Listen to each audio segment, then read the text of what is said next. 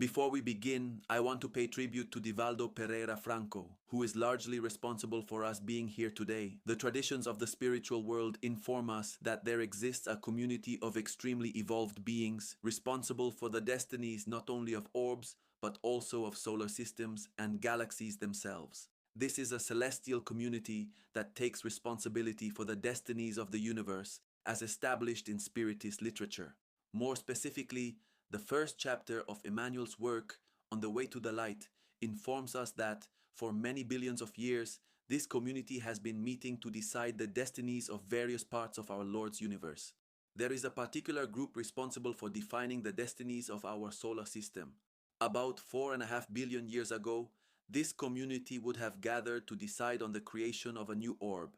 It would be a new opportunity to have a differentiated school within the solar system so that spirits could carry out their great work of learning there. The meeting took place, and one of the members of this community, not its leader or coordinator, but one of its members, was designated to be the governor of this emerging planet. His activities would not begin alone, but with the support of a very large group of direct assistants of high spiritual stature, to the point that it could be said that this collective possessed a great affinity of thought in relation to the planetary governor himself. The level of evolution of that spirit that would lead the team was already, at that time, pure in relation to us. Its spiritual condition, 4,500,000,000 years ago, was already that of a spirit without the blemishes of our moral imperfections. It was this entity, supported by its group of ministers, that initiated the formation of our orb very slowly from successive collisions of cosmic particles, which gave rise to a progressive densification, culminating in the emergence of our planet. This demonstrates high levels of expertise in the field of astronomical physics. This group then set in motion the first steps towards the emergence of organic life. According to scientific studies, the west coast of Australia shows evidence of organic life dating back approximately 3.5 billion years. The first signs of life were already manifesting there.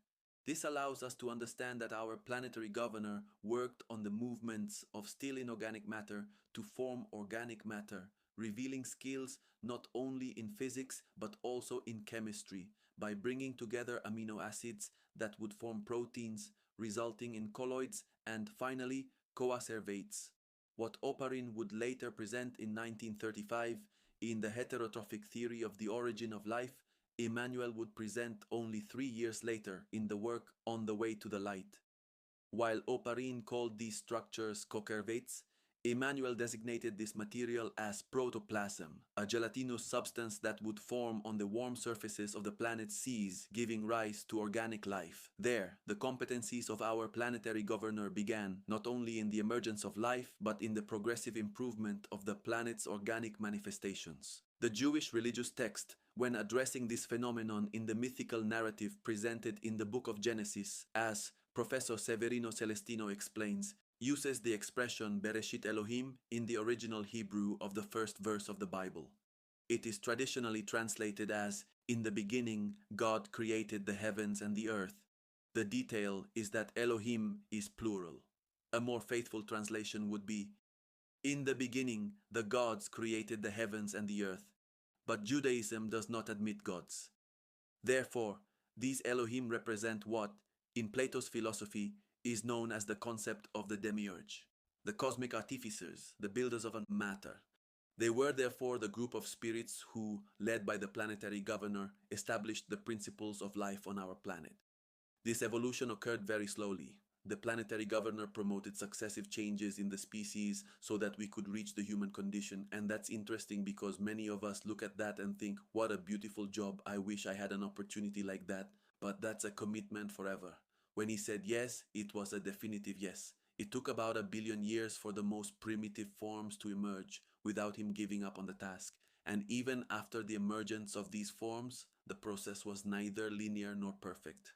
Throughout the evolution of species, before the emergence of humankind, there were several episodes of great destruction of the planet's fauna and flora. There have been 5 major mass extinctions on Earth. The first, about 440 million years ago, eliminated approximately 85% of life. The second, around 375 million years ago, took about 75% of life forms. The third, about 250 million years ago, eliminated approximately 95% of organic life. The fourth, about 200 million years ago, extinguished another 80%. And the last, the best known, occurred 66 million years ago, caused by an external impact, eliminating about 75% of species. Even in the face of all this, the planetary governor did not give up. Because the essential characteristic of a planetary governor is imperturbability. He does not become discouraged by apparent failures. He does not feel defeated because he constituted life, and at certain times, organized life did not survive throughout the process. This is a natural phenomenon. This, incidentally, is very similar to what happens in our own lives. Failure or apparent failure is part of the development mechanism. Life is not built in a straight line. It is built through attempts, errors, advances, and setbacks. The process of humankind's emergence was no different. Let's not think of humanity's emergence as a perfect evolutionary path. There were advances and setbacks. There were moments when it was believed that the construction of humankind as we know it was about to be consolidated, but climate change imposed significant setbacks. Even so, the planetary governor did not give up. He worked diligently until the emergence of a species extremely important to our history, Homo erectus. Homo habilis already walked upright, but in a limited way, somewhat hunched over, with little ability to move. Homo erectus was the first to walk fully upright, consistently. This had an enormous consequence because by walking upright he could go further. It was the first human species to leave Africa and spread across the planet. Before it, human species remained restricted to the African continent because they lacked adequate locomotion capabilities. Homo erectus conquered the world. It arrived in Beijing, giving rise to what is known as Peking Man. It arrived in Java, originating Java Man. All these expressions belong to Homo erectus. This was one of the great transformations in our history, the advancement of human genetics. According to Spiritist literature, this occurred through the arrival of different organic contributions, which promoted successive mutation processes in the mechanism of life, boosting organic genetics and giving rise to successive species that improved human conditions. We went from Cro-Magnon man to modern man, with decisive contributions from entities that came from distant regions of the universe to collaborate in the construction of the human species. From this perspective, these spirits who arrived on Earth were great contributors to planetary progress. They brought genetic contributions that allowed for the structuring of more suitable bodies, driving mutations in human deoxyribonucleic acid itself. But at the same time, they brought extraordinary knowledge. The planetary governor, realizing the magnitude of these collaborators, made two great promises to them. The first, wherever they were born, he would send missionaries, and this was done. There were missionaries among the most diverse ancient peoples, bringing teachings and doctrines so that these souls would not forget the moral laws. The second great promise was even more profound. The planetary governor himself would be born on the planet if, for some reason, his missionaries were unable to awaken all these consciousnesses. He would personally come to promote the spiritual awakening of these entities. And so it was done. The missionaries of the planetary governor spread across the earth and established their doctrines among various peoples. They brought immortal knowledge to humanity through the voice of Krishna, the voice of Buddha, the teachings of the Kabbalah, the Vedas, the wisdom of Hermes Trismegistus, the thought of Pythagoras, Plato, Socrates, and so many others. These immortal truths awakened spirits who, upon understanding their origin and destiny, returned to their natural schools in the spiritual plane. Many awakened during this period. Many spirits understood the message and moved forward on their evolutionary journey. But there were also many others who remained profoundly lost, unaware of what should be done, trapped by the illusions of matter and human passions. Then came the moment for the planetary governor himself to arrive. When he considers the possibility of reincarnating to personally establish the process of humanity's awakening, that same spiritual community that had gathered billions of years before meets again. It is the second great reunion described in Spiritist literature. The purpose of this meeting was to decide how the guidelines for the coming of Christ would be set, how the spiritual governance of the planet would be organized while the governor was incarnate, and how the coordination between the external and internal spiritual teams would take place to maintain the administration of Earth during this very delicate period. The planetary Christ, the governor of our world, then decides to reincarnate on Earth. And here something very curious and extremely significant emerges. Many people say, no, Jesus was just one among many initiates. This is a theoretical possibility, and no one can say that it is not a hypothesis. But this is not the view presented by Spiritist doctrine. What Spiritist doctrine presents to us is that he is the governor, and that the other great revelators came in his name. This is not a westernized view or a cultural preference for Christ. There are profound reasons for this understanding. Although some of these great revelators manifested themselves in polytheistic or monotheistic religious contexts, they all spoke of a creator, they all referred to a supreme intelligence, but none of them called this creator Father. Only Jesus did. Everyone spoke of the immortality of the soul, everyone taught about good. But Jesus brought something that no other had brought in the same way. He appeared after death, materialized, and lived again with his disciples. And above all, he presented a new moral proposition. The great revelators of the past taught good based on spiritual laws. They did good because the law of cause and effect would catch up with those who did not. The practice of good was linked to the fear of punishment or the hope of future reward. Christ brought a different proposal. He did not base the necessity of doing good on spiritual laws. He based everything on love. He said, "For my sake, do good." It was no longer the law that compelled. It was love that invited. No one needed to forgive because otherwise in the next incarnation they would be born as a brother to the one they had offended. That wasn't the reasoning. Christ proposed something much simpler and more profound: to forgive out of love. Everyone spoke of love. But only Jesus built a group of disciples who, after his crucifixion, decided to welcome the wretched, the hungry, the sick, the destitute, and the abandoned. Something entirely new was emerging in human history. There is something in Christ's message that transcends the very nature of the great initiates, and he offered to come in a way that wasn't necessary. The Planetary Governor could simply have sent more missionaries. He could have said, "Let's send one more, two more, three more." But he didn't.